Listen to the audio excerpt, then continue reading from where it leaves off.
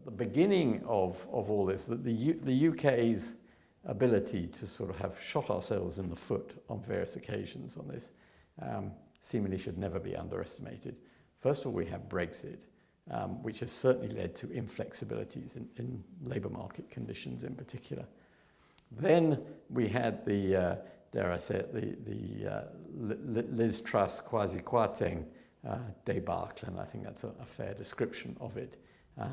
From a financial point of view, from an inflation point of view, what matters is that we had inflation pressures building anyway. The short-term result of the market response to their budget proposals was for the currency, the exchange rate, the value of the pound to drop almost, but not quite, to $1, parity with the dollar. I mean, that sounds bonkers, but that's where it was.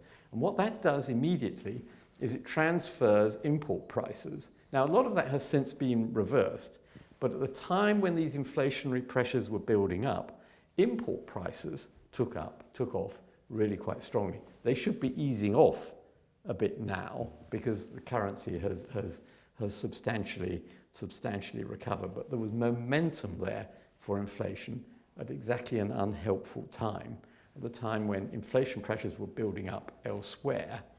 And although one can do the accounting and say, oh, well, that's reversed by now, actually it gets momentum of its own.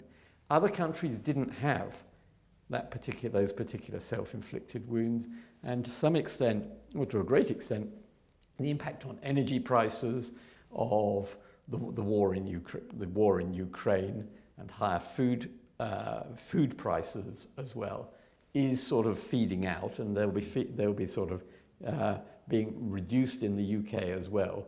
But we've somehow managed to sort of choose the worst possible path, if I may, through this.